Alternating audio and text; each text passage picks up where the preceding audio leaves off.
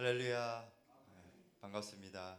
사랑과 은혜와 감사가 넘치는 주일 예배 가운데 나오신 모든 성도님들 주님의 이름으로 환영하고 축복합니다. 한 주간도 우리의 삶 가운데 함께 하셨다가 우리를 또 거룩한 주일 예배 가운데 인도하신 하나님께 감사와 영광을 올려드립니다. 이 시간 우리의 마음과 생각을 온전히 주님께 집중하면서 주일 예배 가운데 나아가시겠습니다. 찬송가 35장 찬송하시겠습니다.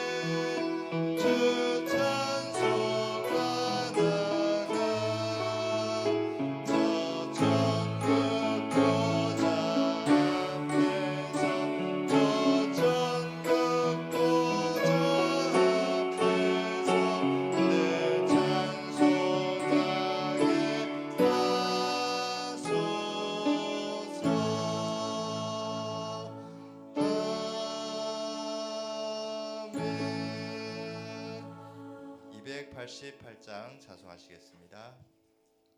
288장입니다.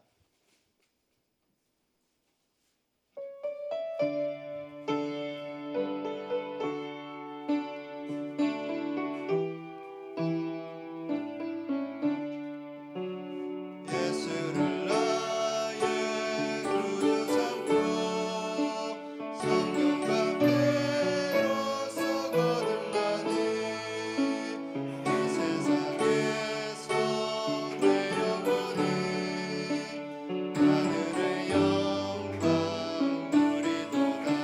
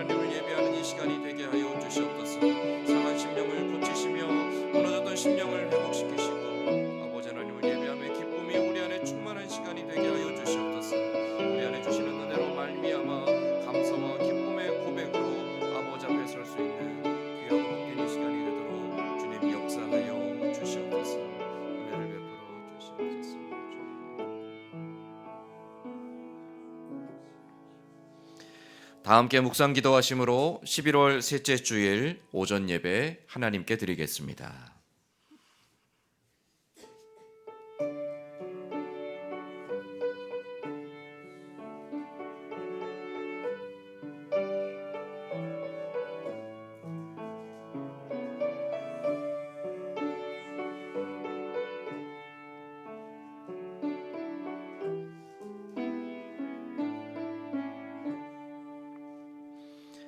여호와를 의뢰하고 선을 행하라.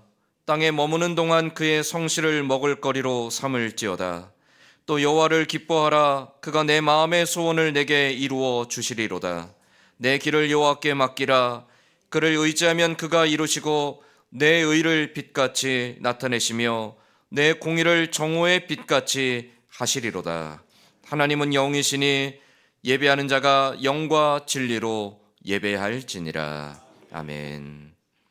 아버지 하나님, 깊어가는 가을, 이 만물이 변화되는 아름다움을 바라보며 하나님의 신비하고 오묘한 솜씨를 우리가 또한 피부로 경험합니다. 만물을 때를 따라 아름답게 하심과 같이 우리의 인생을 그 뜻대로 인도하시고 역사하시는 하나님, 그 하나님을 향하여 믿음의 고백 가지고 또 아버지 하나님을 향한 기대와 소망 가지고 예배하는 이 시간이 되게 하여 주시옵소서. 우리의 어그러지고 삐뚤어지고 온전하지 못했던 삶을 긍휼히 여기시며 예수 그리스도의 보혈의 공로로 우리를 다시금 의롭게 하사 하나님을 향해 온 마음 다해 예배할 수 있도록 은혜를 더하여 주시옵소서. 예배 모든 소를 주께 의탁하오며 예수님의 이름으로 기원하옵나이다. 아멘. 다 함께 자리에 일어나서 찬송가 8장 찬송하겠습니다.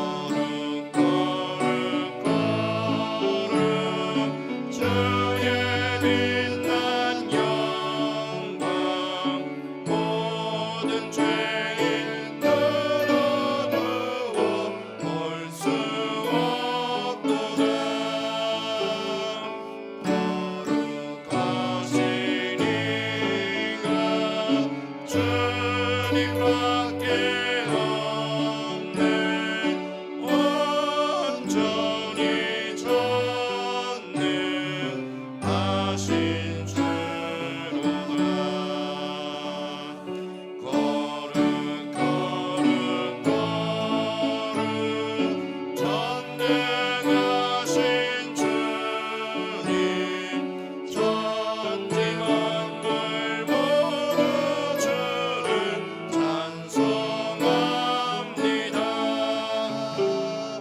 거룩 거룩 거룩 전능하신 주님 성삼위 일체 우리 주로다.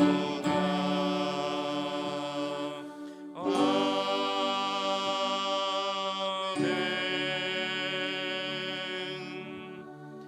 교동문은 77번 요한복음 3장 말씀입니다. 교동문 77번 요한복음 3장 말씀입니다. 하나님이 세상을 이처럼 사랑하사 독생자를 주셨으니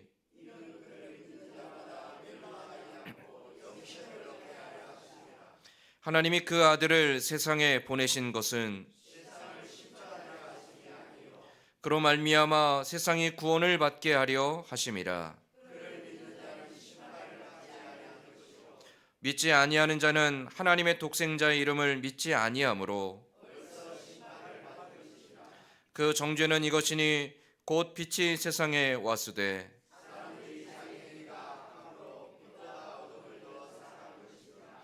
악을 행하는 자마다 빛을 미워하여 빛으로 오지 아니하나니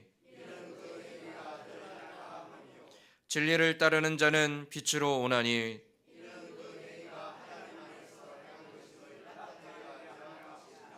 아멘. 사도신경으로 신앙 고백하겠습니다. 전능하사 천지를 만드신 하나님 아버지를 내가 믿사오며 그 외아들 우리 주 예수 그리스도를 믿사오니 이는 성령으로 잉태하사 동정녀 마리아에게 나시고 본디오 빌라도에게 고난을 받으사 십자가에 못 박혀 죽으시고 장사한 지 사흘 만에 죽은 자 가운데서 다시 살아나시며 하늘에 오르사 전능하신 하나님 우편에 앉아 계시다가 저리로서 산자와 죽은 자를 심판하러 오시리라. 성령을 믿사오며 거룩한 공예와 성도가 서로 교통하는 것과 죄를 사하여 주시는 것과 몸이 다시 사는 것과 영원히 사는 것을 믿사옵나이다. 아멘. 다 자리에 앉아서 찬송가 405장 함께 찬송하겠습니다.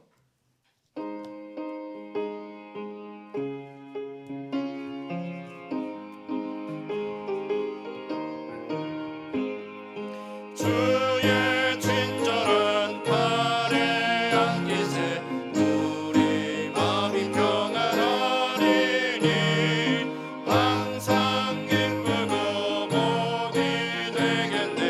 영원하신 팔에 안기세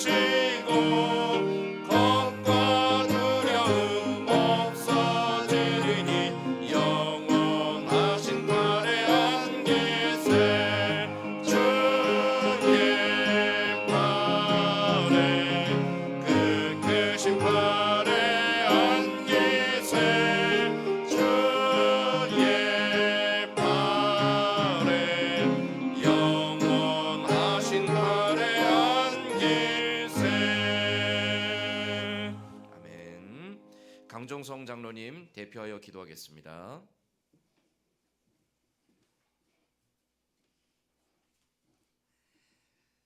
아버지 하나님 감사합니다. 좋은 이 가을 주시고 산천 초목이 아름답게 단풍이 물들어 아버지 하나님의 그 크시고 좋은 솜씨 아버지 하나님 감사합니다. 이 계실 계기를 맞이하여 우리 성도님들 한 사람도 나고자 없게 하여 주시고 우리 선진교회 우리 성도님들 아버지 하나님 이 계실의 계절과 같이 알맹이가 다 되게 하여 주시옵소서. 이 시간도 귀한 사자 목사님 아버지 하나님 한 주 동안도 기도하며 연구하며 이 한 시간 단성에 섰습니다. 한마디도 땅에 떨어지지 않게 해주시고 그 말씀대로 실천하며 살아나가는 저희들 되게 하여 주시옵소서. 아버지 하나님 주신 자도 우리 여호와 하나님이시오 취하신 자도 우리 주 여호와 하나님이시라 하였습니다. 하나님 아버지 우리들은 하나님을 떠나서 어디를 우리가 피하여 살겠습니까?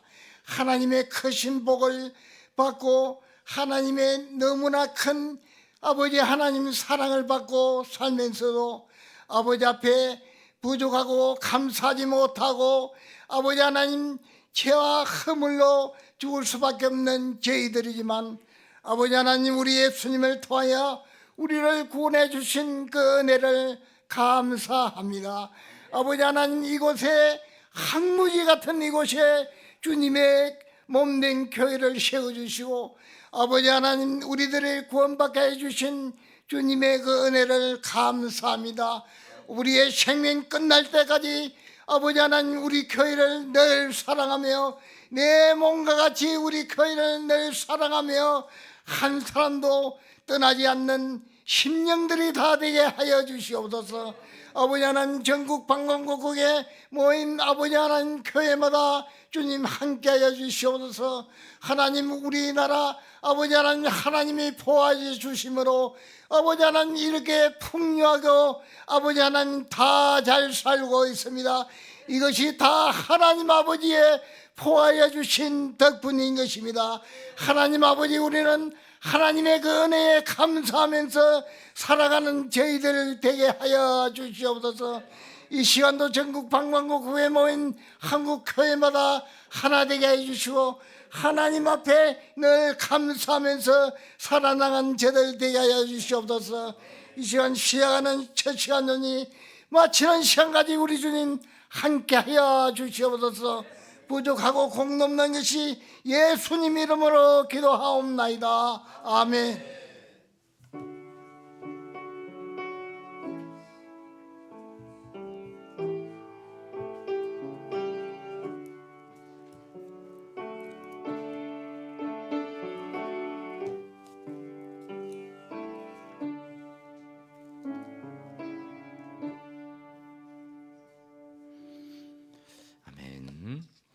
오늘 우리 같이 읽을 하나님 말씀은 신약성경 요한복음 4장 19절에서 24절까지 말씀입니다.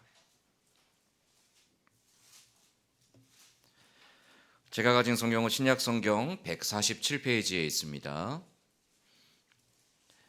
요한복음 4장 19절에서 24절까지 말씀입니다.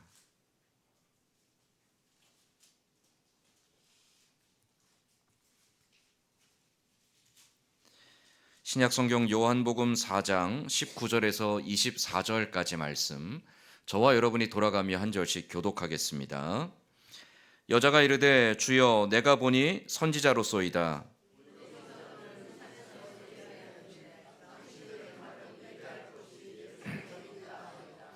예수께서 이르시되 여자여 내 말을 믿으라. 이 산에서도 말고 예루살렘에서도 말고 너희가 아버지께 예배할 때가 이르리라.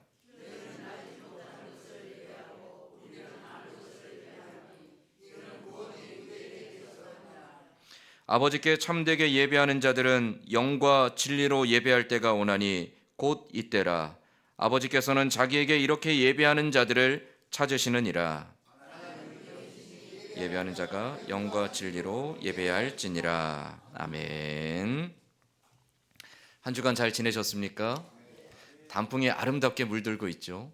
아름다운 이 가을처럼 하나님께서 또한 저와 여러분의 인생을 아름답게 복되게 하실 줄로 믿습니다. 우리 옆에 있는 분들과 서로 인사하며 축복하겠습니다. 당신을 하나님이 크게 사랑하십니다. 당신을 하나님이 크게 사랑하십니다. 아멘. 여러분, 아침에 오실 때 어떤 마음으로 교회로 오셨나요? 아침에 일어나서 출발하실 때 준비하며 어떤 마음으로 어떠한 생각들로 이 주일을 시작하셨을까요? 네, 기쁜 마음으로. 그렇죠. 제가 어릴 때 주일에 대한 기억은요, 좀 야속함이었습니다. 왜냐하면 옛날에는 TV가 많지 않았잖아요. 주일 아침에만 꼭 재밌는 만화를 했습니다. 옛날에 디즈니 명작 동화 이런 게 꼭 주일 아침 8시에 했습니다. 근데 저희 교회가 집에서 지하철을 타고 1시간을 가야 되는데 교회가 있었기 때문에 아침에 예배를 드리려면 7시부터 일어나서 준비하고 8시 전에는 출발을 해야 예배 전에 들어갈 수가 있었어요. 그래서 주일 아침마다 일어나는 것도 귀찮은데 만화를 못 보는 것도 짜증이 나고 교회를 가는 것이 그렇게 마음에 썩 기쁘지는 않았습니다. 이제 철 들 때까지는 교회 가는 게 그냥 부모님 손에 이끌려서 억지로 가는 그런 것이었죠. 근데 교회를 다니다 보면 우리가 빠질 수 없는, 교회에서 우리가 신앙생활하며 빠질 수 없는 가장 중요한 게 있습니다. 예배죠. 예배를 통해서 우리는 하나님도 만나고요, 예배를 통해서 우리의 아픈 마음도 위로를 받고요, 예배를 통해서 하나님 주시는 소망과 비전들도 갖게 되고요, 예배를 통해서 우리의 찢어졌고 상처났던 심령들이 치유되기도 하고요, 예배를 통해서 하나님 앞에 회개하고 자복하기도 하고요, 예배를 통해서 하나님 앞에 우리의 믿음이 더욱더 견고해지기도 하죠. 우리가 그리스도인들이 예수 그리스도 안에서 변화된 후에 우리에게는 새로운 소망이 있다고 했습니다. 그 소망에 대해서 우리가 보았죠. 예수 그리스도로 인한 구원의 소망. 그리고 그 구원의 소망을 가진 사람들은 하나님의 뜻이 하늘에서와 같이 이 땅에서 이루어지기를 소망해야 한다고 했습니다. 하나님의 뜻이 하늘에서와 같이 이 땅에서 이루어지는 가장 중요하고 하나님이 사용하시는 택하신 통로가 교회라고 했죠. 근데 그 교회에서, 이 주의 몸된 교회 안에서 우리가 하나님을 바라보며 하나님 앞에 순종하며 나아갈 때 이 교회가 감당해야 될 가장 중요한 사명을 꼽으라고 하면 예배입니다. 왜 예배가 교회에 가장 중요하고 왜 주의 몸된 교회에 지체된 우리들에게 예배가 소중한 걸까요? 오늘 우리가 읽은 이 요한복음 4장 말씀은 신약에 넘어와서 예수님께서 예배에 대하여 가장 직접적으로 말씀하신 내용입니다. 그래서 오늘 우리는 이 말씀을 통해서 과연 그리스도인들에게 예배는 무엇이고 예배를 우리가 소망해야 되는 이유가 무엇이며 예배 가운데 우리가 무엇을 소망해야 되는 것인지 함께 말씀을 통해 생각해 보려고 합니다. 이 요한복음 4장 말씀은요, 우리에게 너무 익히 알려져 있는 내용이기도 하고 굉장히 흥미로운 내용이기도 합니다. 예수님이 어느 날 사마리아 지방을 지나가시다가 수가라는 동네에 들어가십니다. 그리고 의도적으로 한 마을에 한 여인을 만나기 위해 찾아가세요. 이 요한복음 4장 내용을 쭉 보면 이 수가성의 한 여인을 만나서 그와 대화를 나누시는 이 과정들을 쭉 풀어나가고 있는데 4장의 내용들을 보면 흐름이 있습니다. 이 4장의 내용은 갈급함에서부터 시작이 됩니다. 이 갈급함은 여인, 이 수가성의 한 여인을 통해서 드러납니다. 이 여인은요, 뜨거운 한낮에 우물물을 길러 나왔습니다. 그럼 보통 옛날에 빨래터는 여자분들이 모여서 서로 이야기 나누고 교제하는 장소였잖아요. 우물도 마찬가지예요. 마을 사람들이 모여서 서로 이야기 나누고 수다 떨면서 자기의 인생의 모든 아픔들도 좀 털어내기도 하고 서로 이야기를 하면서 기쁨을 얻기도 하고 위로도 받기도 하는 것이 바로 이 우물입니다.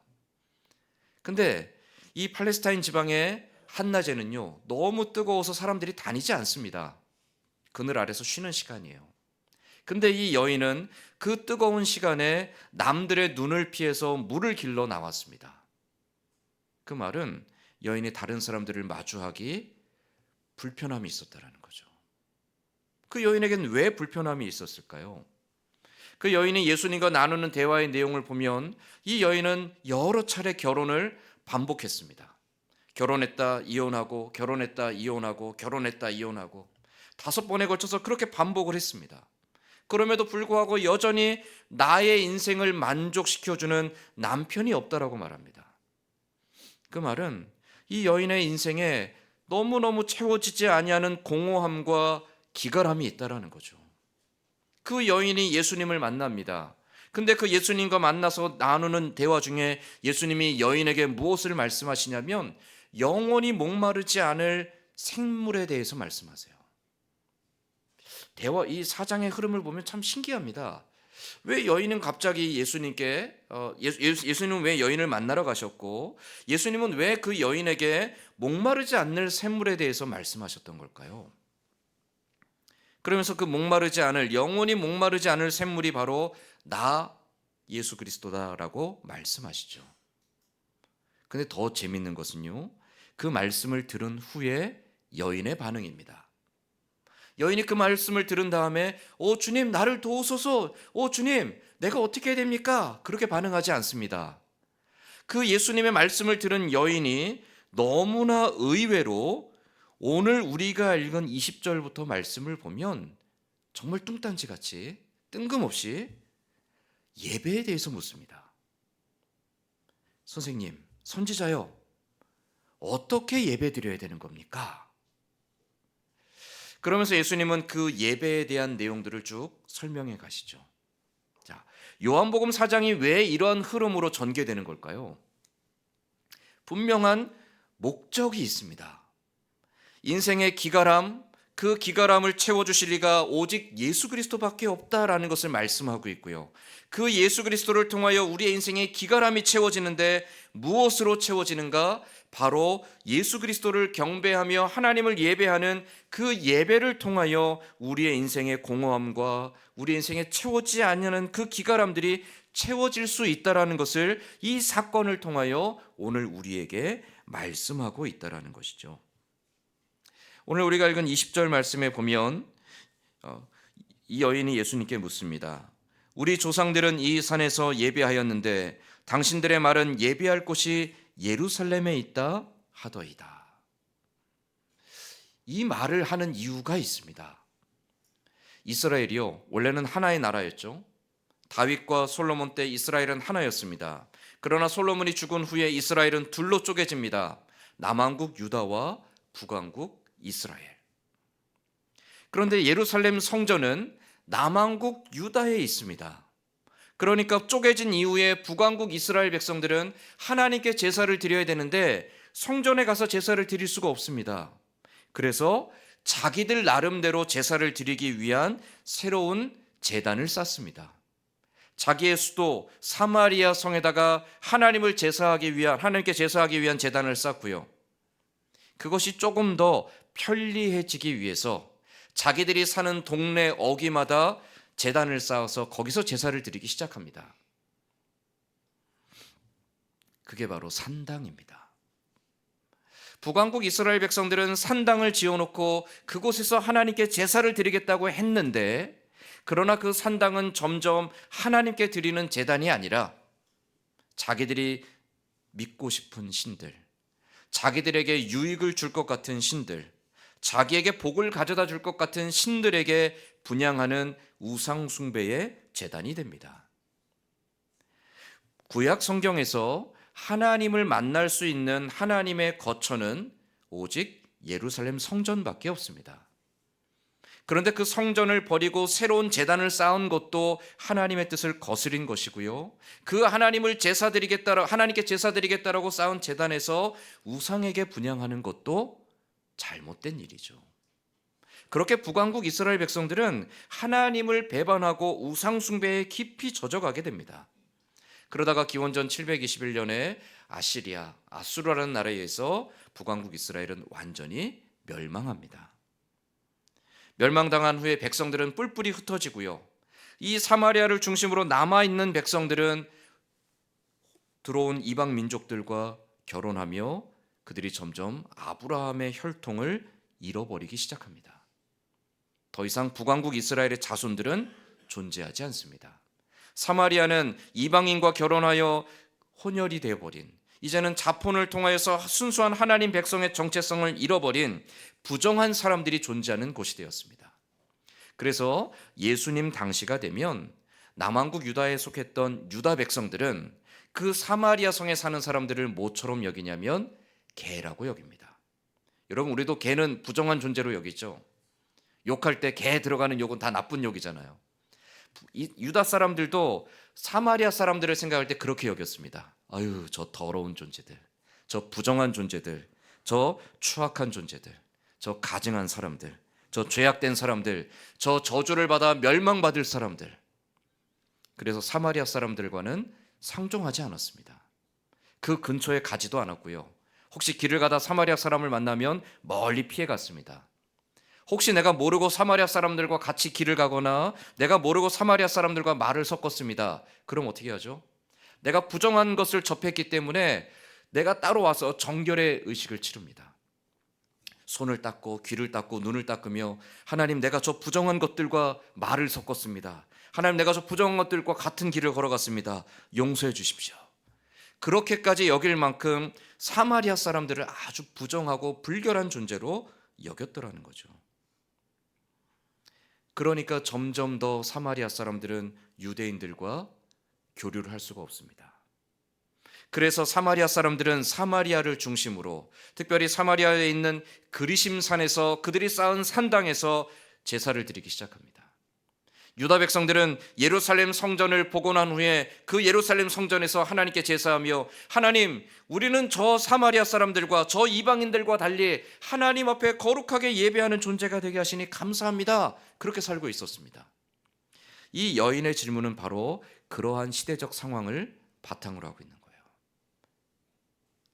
선생님이요, 우리 조상들은 예루살렘에 갈 수가 없어서 이 그리심산에서 예배를 드렸습니다. 그런데 당신들 유대인들은 이것이 다 부정하고 잘못됐다라고 여기며 오직 예루살렘에서만 예배 드려야 된다라고 말하고 있습니다. 과연 어디서 예배를 드려야 됩니까? 이 여인의 질문이 여기에 있었죠.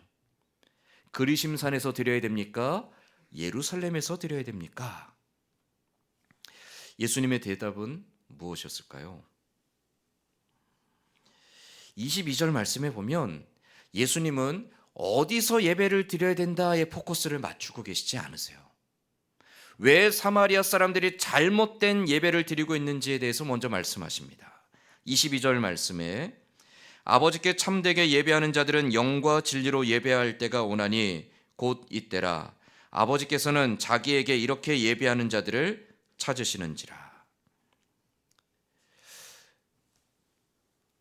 22절, 너희는 알지 못하는 것을 예배하고 우리는 아는 것을 예배하노니 이는 구원이 유대인에게서 남이라. 너희는 알지 못하는 것을 예배한대요. 사마리아 사람들은 그들이 나름 하나님을 위해 제사드립니다 라고 그리심과 자기들의 마을마다 산당을 세웠습니다. 그러나 그들이 예배하는 것은 무엇이죠? 하나님이 아니었습니다. 하나님을 버리고 그들은 우상에게 분향하고 있었습니다. 그들은 누구에게 예배하는지도 알지 못하며 그들의 예배가 잘 됐는지 안 됐는지, 그들의 예배가 정말 하나님이 기뻐 받으시는지 아닌지도 알지 못하며 그저 예배라는 그 의식에 빠져 있었다는 거죠. 그런데 예수님은 너희는 알지 못하는 것을 예배하고 우리는 아는 것을 예배한다라고 말합니다. 이 말은 유대인들이 잘났다라는 말이 아니에요. 적어도 하나님의 사람들은 누구에게 예배드려야 되는지를 알아야 되고 어떻게 예배드려야 되는지를 알고 왜 예배드려야 되는지를 알고 있다라고 말하고 있죠. 구원이 유대인에게서 남이라 유대인만이 구원받는다라는 말씀은 아닙니다.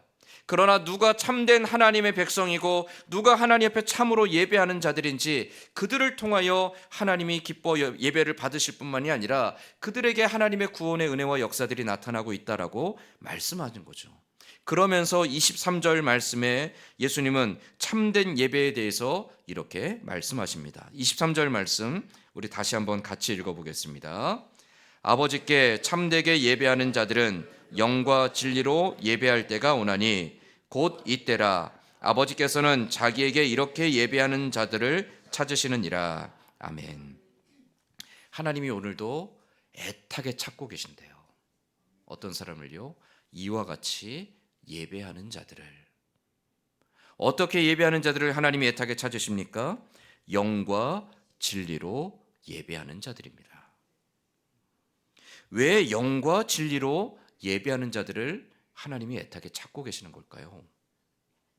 여기서 영은 성령을 의미하죠. 그리고 진리는 하나님의 말씀을 의미합니다.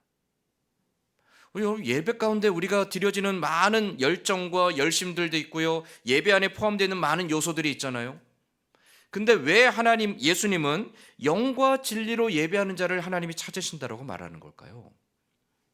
왜 예루살렘 성전이라는 하나님이 임재하시는 거처, 그 하나님께 예배드리기 위한 모든 것이 구비되어 있는 그곳에서 예배하는 것이 정답이다라고 말씀하지 않으시고, 예수님은 왜 이 여인에게 그리심산도 예루살렘도 아니라 영과 진리로 예배하는 자들을 하나님이 기뻐하시고 그들을 찾으신다라고 말씀하는 걸까요? 성령은 어떤 분이십니까?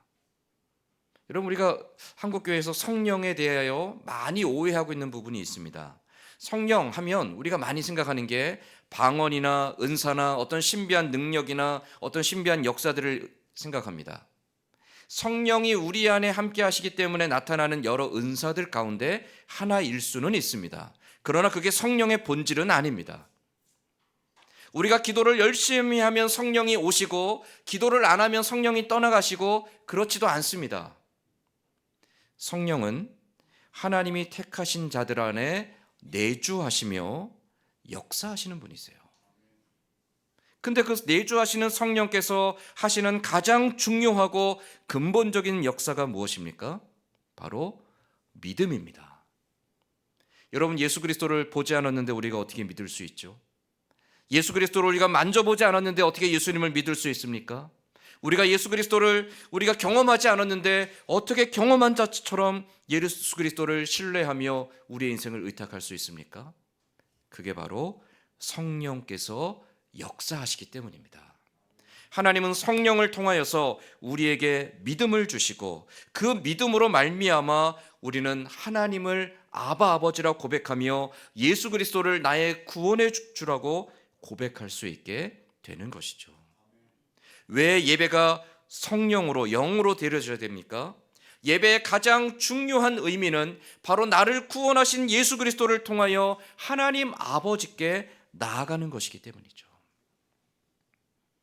예배에서 찬양도 하고 기도도 하고 말씀도 선포되고 여러분이 나와서 예배 많은 봉사도 하고 예배가 화려하게 잘 꾸며지고 예배당 장식도 좋고 예배의 모든 것들이 완벽하게 구비되어 할지라도 예수 그리스도를 통한 하나님에 대한 믿음의 고백이 없다라면 그 예배는 껍데기라는 겁니다. 여기서 2시간, 3시간, 4시간을 아무리 찬양하고 열정적으로 우리가 목을 놓아 기도하고 우리가 이곳에서 땀을 흘리고 기절할 만큼 여기서 온 힘을 다해 예배를 드린다 할지라도 예수 그리스도를 통한 하나님에 대한 믿음의 고백이 없다면 이 예배는 아무 필요가 없다라는 것이죠. 예배의 가장 중요한 본질은 예수 그리스도의 그 희생과 사랑을 통해 나를 자녀 삼으신 하나님을 향한 믿음의 고백이 돼야 된다는 겁니다. 두 번째로 예수님은 진리로 예배하라고 말씀하시죠.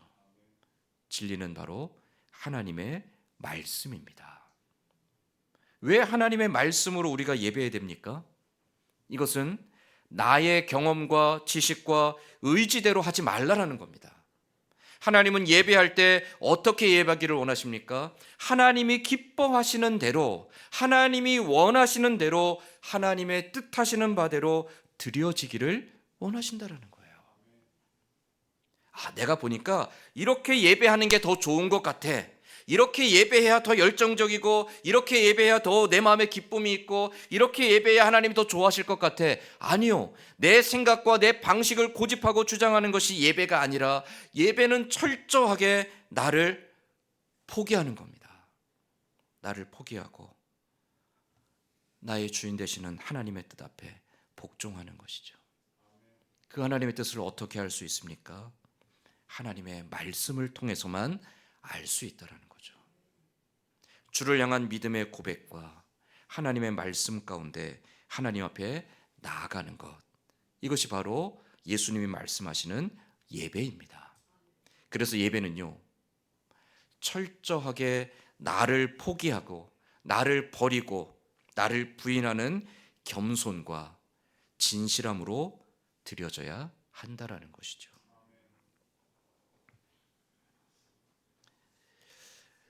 성경에서 예배는 우리말로는 이제 예배라고 표현되어 있죠.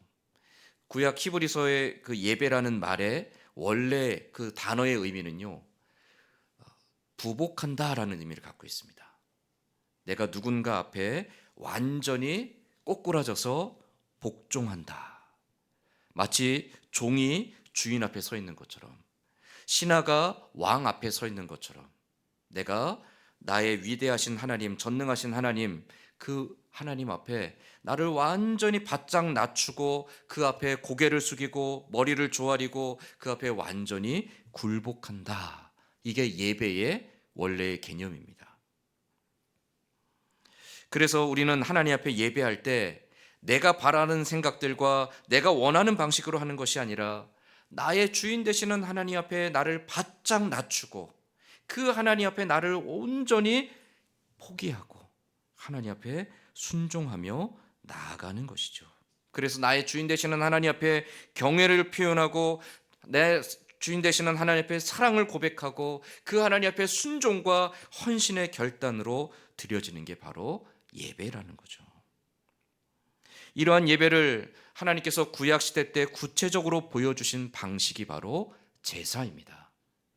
구약에는 크게 5가지 제사가 있습니다. 번제와 소제와 또 화목제, 속죄제, 속건제. 이러한 제사들이 요구하는 바가 있습니다. 하나님 앞에 나아가 제사 드리고자 하는 사람들에게 항상 하나님이 요구하시는 바가 있습니다.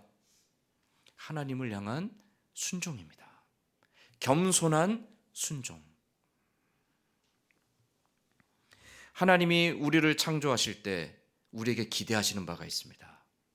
우리를 통하여 경배받기를 하나님은 기대하세요.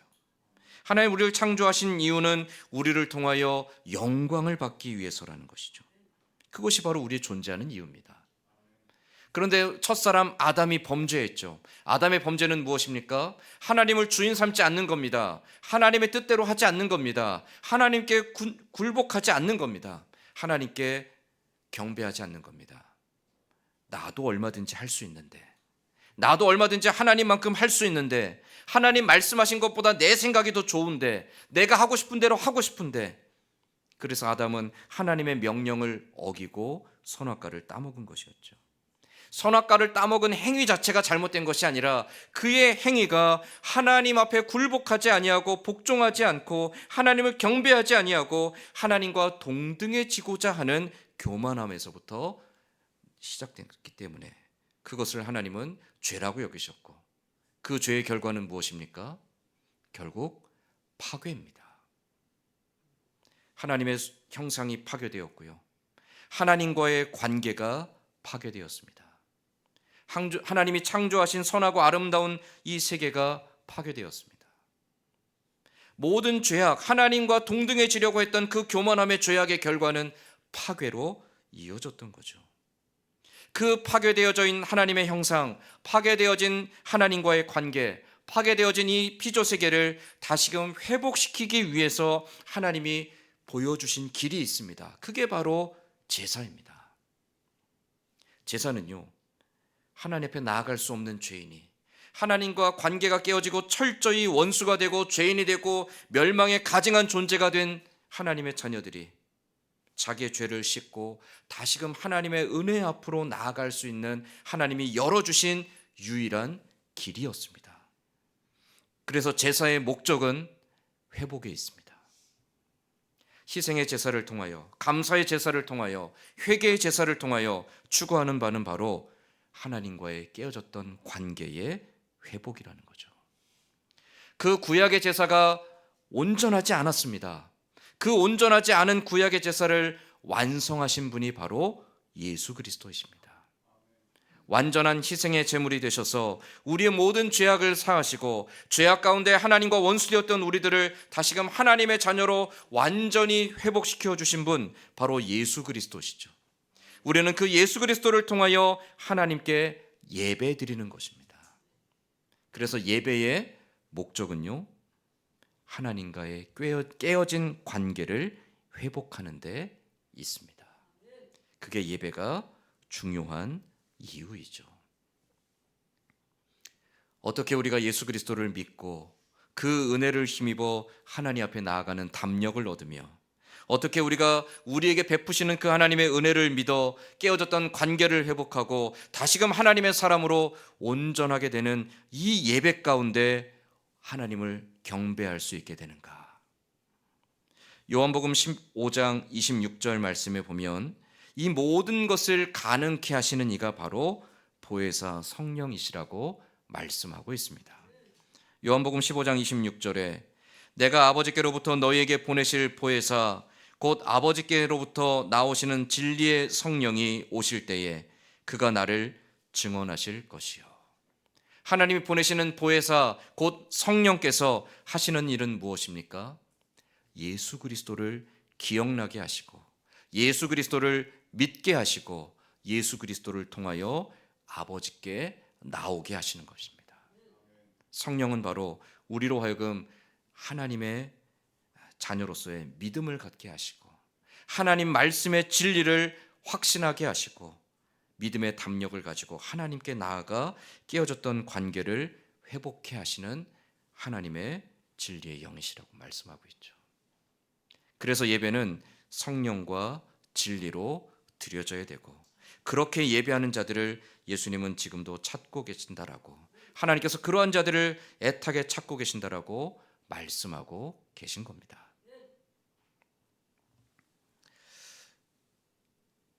예배는 우리의 인생을 위해서 어떻게 살아가야 될지, 무엇을 입어야 될지, 무엇을 마셔야 될지, 무엇을 먹어야 될지 고민하며 한 주간을 열심히 달려왔던 우리들이 우리의 삶을 잠시 멈추고 나의 인생의 주인 되시는 하나님 앞에 다시금 나아가는 것입니다.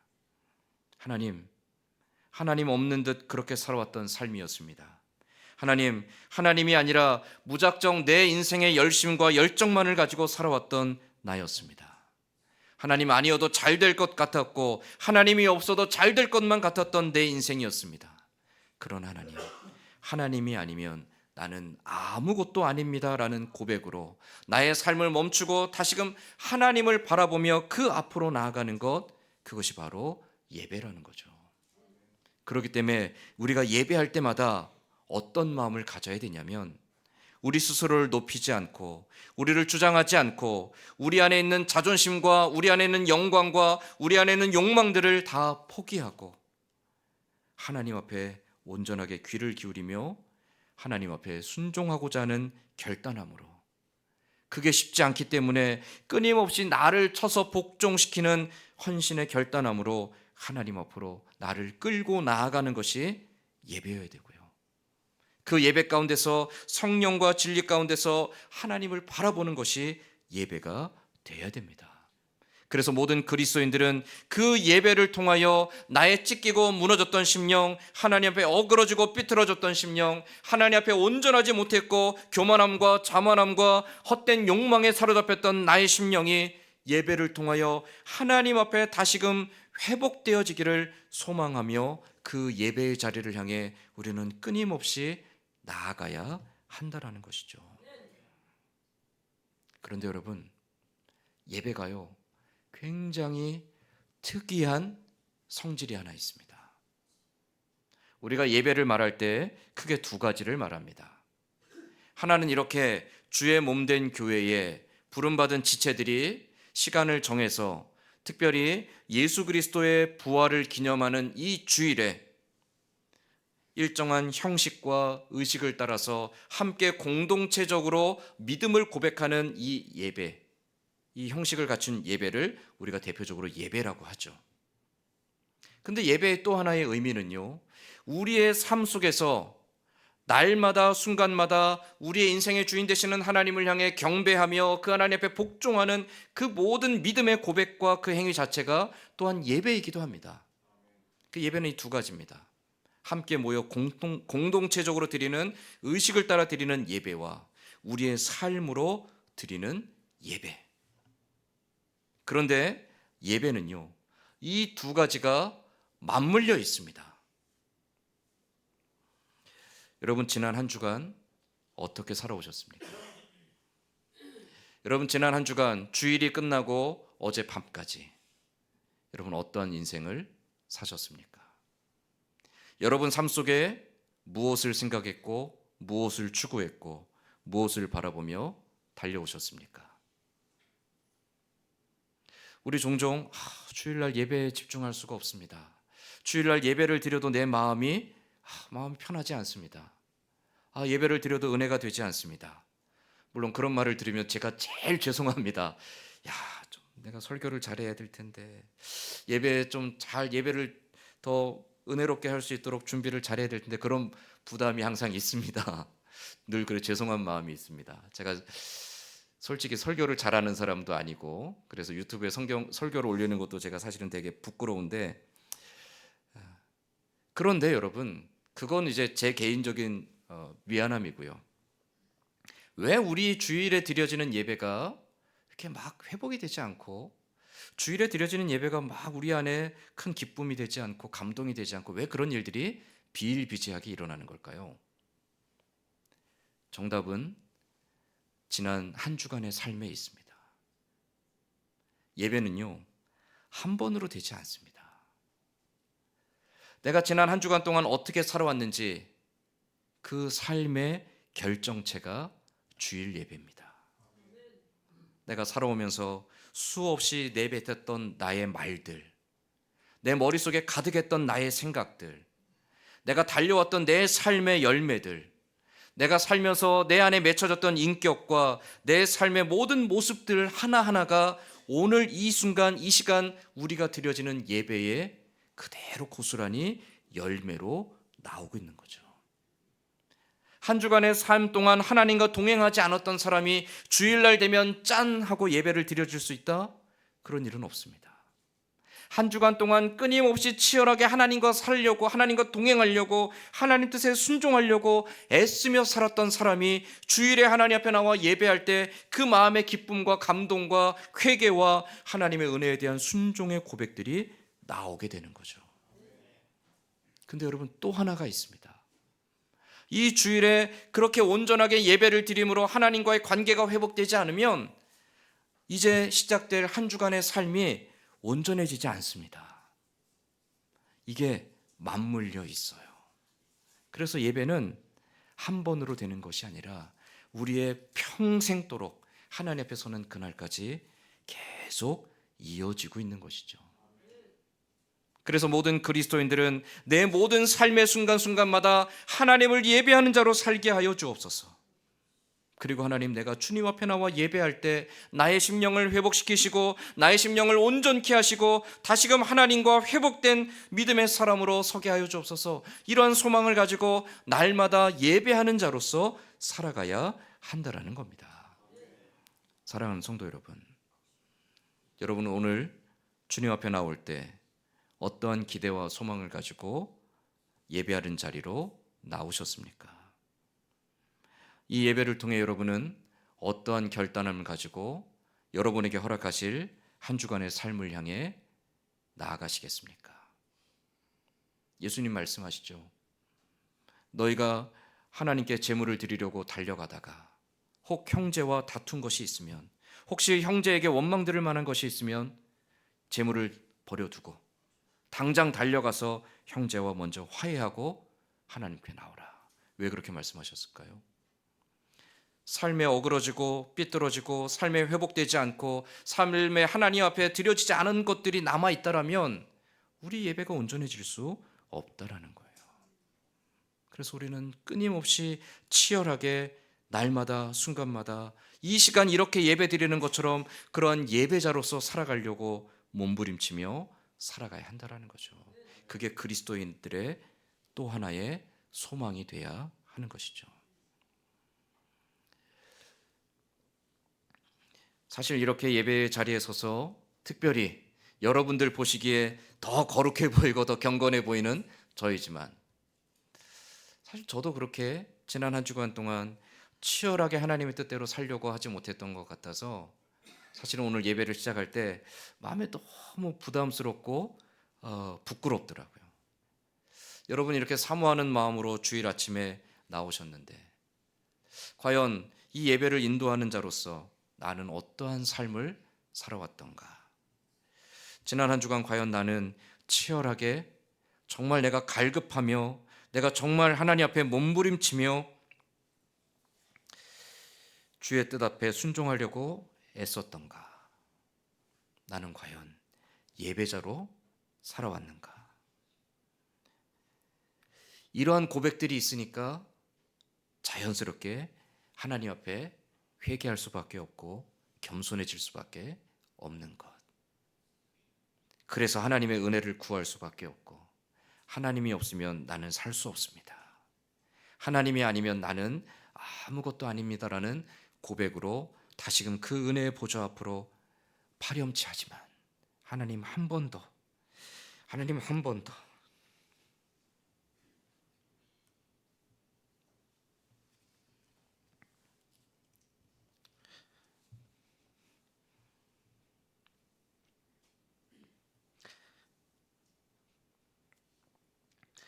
더 기회를 주시옵소서. 그러한 심정으로 하나님을 찾고 구하고 그 은혜 앞에 다시금 머리를 조아리게 되는 것.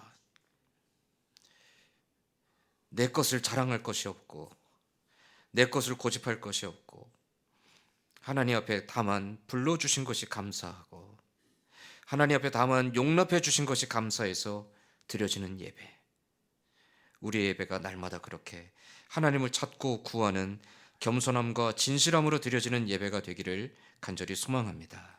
우리가 예배할 때마다 그 하나님을 향해서 진실한 마음으로 나아가 하나님의 은혜를 구할 때 하나님이 우리를 위로하시고 하나님이 우리를 다시금 새롭게 하시고 하나님이 우리에게 용기를 주시고 하나님이 우리를 다시금 일으켜 세워주실 줄 믿습니다.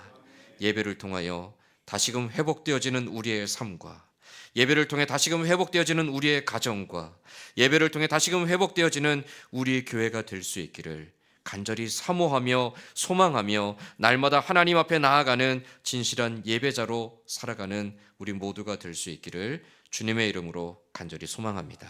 아멘. 기도하겠습니다. 하나님 앞에 아무 공로도 없고 자랑할 것도 없는데 하나님 왜 그렇게도 우리의 목이 곧으며 하나님 왜 그렇게도 우리는 고집스럽게 살아왔는지 하나님 없이도 하나님이 아니어도 잘할 수 있는 것처럼 하나님 자만했던 삶을 용서하시고 하나님 다시 한번 겸손하고 진실하게 하나님의 은혜를 구하며 하나님으로 말미암아 새로워질 것을 기대하며 하나님께서 우리를 다시금 온전케 하실 것을 사모하며 이 예배를 통해 또 우리의 삶으로 드려지는 예배를 통해 하나님 앞으로 나아가는 우리들 모두가 되게 하여 주시옵소서. 예배 가운데 우리를 회복시키시고 예배 가운데 다시금 우리를 온전케 하실 그 은혜를 사모하며 그 하나님을 향한 소망 가지고 살아가는 우리들의 삶이 되게 하여 주시옵소서. 예배를 통해 회복되어지는 삶, 예배를 통해 회복되어지는 가정, 예배를 통해 회복되어지는 교회를 사모하며 그 소망 가지고 날마다 하나님을 향해 겸손함과 진실함으로 서갈 수 있는 우리 모두가 되게 하시기를 간절히 기대하고 소망하며 예수님의 이름으로 기도드리옵나이다. 아멘. 우리 함께 찬송가 526장 찬송하며 준비한 헌금 하나님께 봉헌하겠습니다.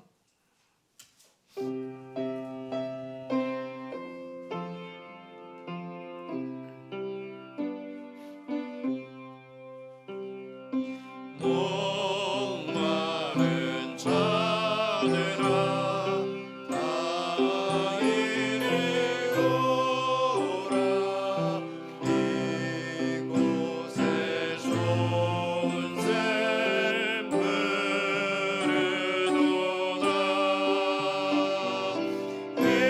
힘쓰고 애쓰니 없을지라도 이곳에 내오면 다 마시겠네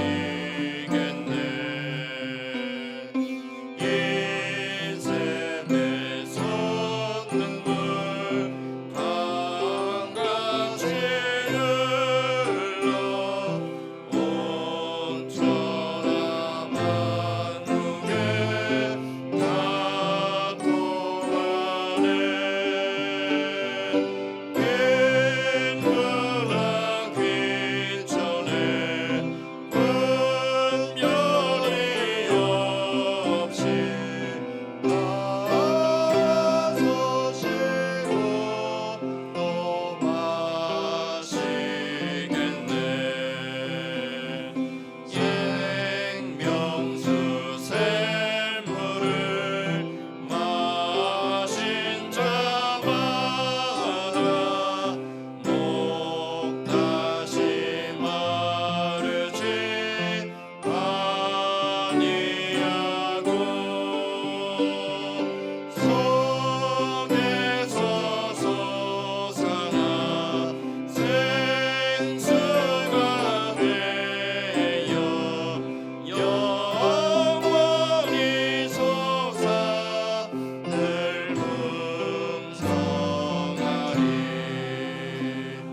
이 샘의 이름은 생명의 샘물 저수정빛같이 늘 맑도다 어린 양 보좌가 근원이 되어 생명수 샘이 늘 그치지 않네. 아멘. 기도하겠습니다. 하나님 감사합니다. 우리의 삶을 아시고 선한 길로 가장 좋은 길로 인도하여 주시는 하나님. 그 하나님께서 또한 우리의 삶에 있어야 될 건 미리 아시고 때를 따라 좋은 것으로 채우시고 만족해 하시니 감사합니다. 하나님 은혜와 사랑에 감사하며 오늘도 주님 앞에 나와 예배할 때 우리의 마음과 뜻과 정성을 모아 아버지 앞에 준비한 예물 드립니다. 나의 주신 것 모든 것 주의 것이지만 그 믿음의 고백을 따라 10분의 1을 떼어 드립니다. 감사한 제목들, 기도의 제목을 담아 아버지 앞에 예물로 드립니다. 선교하는 일들과 또 교회를 세우는 일을 위해 우리가 하나님 앞에 작정한 바대로 그리고 하나님 앞에 약속한 것을 따라 주님 앞에 예물로 드립니다. 드려진 예물이 주의 나라와 주의 몸된 교회와 주의 영광을 위해 귀하게 사용되어지게 하여 주시고 쓰이는 곳마다 하나님의 선한 지혜와 하나님의 양심이 역사하여 주셔서 허투루 쓰여지지 아니하며 아름답게 결실하게 되어질 수 있도록 주님 역사하여 주시옵소서. 드린 손길들 또한 드리고 싶지만 더 드리지 못한 손길까지 기억하시며 그 손과 가정과 생업의 터전 위에 날마다 함께 하시는 하나님으로 인하여 감사와 기쁨의 찬송이 넘치는 귀하고 복된 삶 살아가게 하여 주옵소서. 변함없이 함께 하시고 사랑하여 주시는 하나님께 감사드리며 예수님의 이름으로 기도드리옵나이다. 아멘. 기도하겠습니다. 우리 주 예수 그리스도의 은혜와 하나님 아버지의 크신 사랑하심과 성령의 감화감동 교통하시는 은혜가 날마다 순간마다 그리고 이렇게 모여 함께 공동체로 드려질 때마다 우리의 예배가 하나님을 향해 드려지는 성령과 진리 안에서 겸손과 진실함으로 하나님을 사모하며 그 예배를 통하여 우리를 온전케 하실 은혜를 소망하며 날마다 하나님을 간절히 찾고 구하는 자로 진실한 예배자로 겸손한 예배자로 날마다 하나님과 동행하며 살아가기를 소망하는 고개 숙인 모든 주의 백성들 위에와 이 자리에 함께하지 못한 사랑하는 성도들과 멀리 타지에 나가 있는 가족들 위에 오늘도 영육간의 연약함 속에서 하나님의 위로와 치료와 회복의 은혜를 구하는 주의 백성들과 선교지에서 복음 들고 수고하는 선교사님들과 북녘 땅의 우리 동포들 그리고 이 나라 민족과 우리 교회 위에 이제로부터 영원토록 함께 있을지어다. 아멘.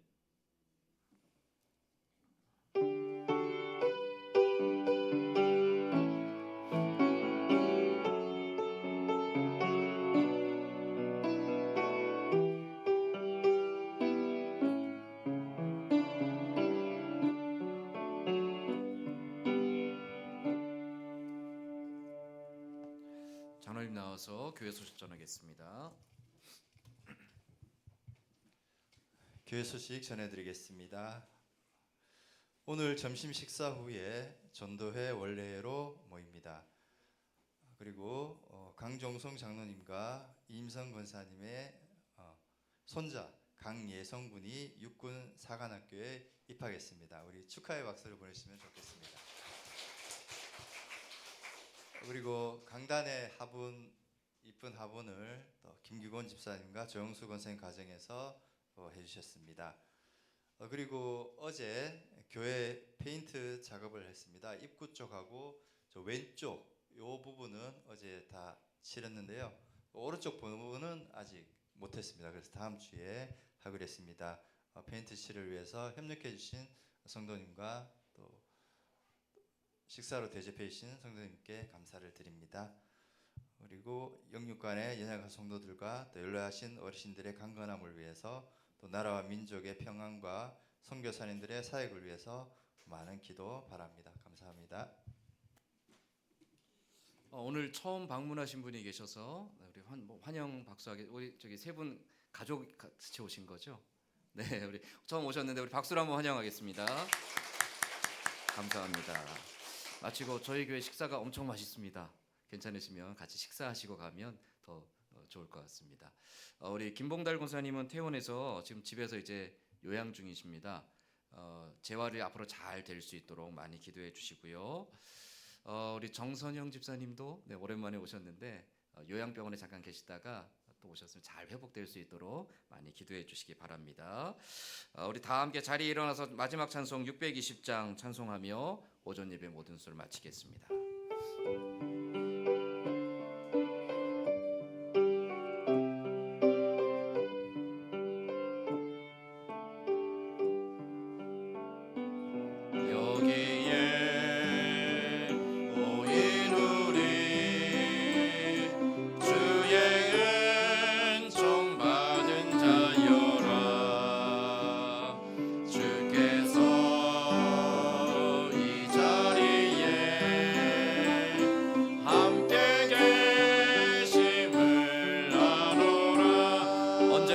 주님만을 찬양하며 따라가리니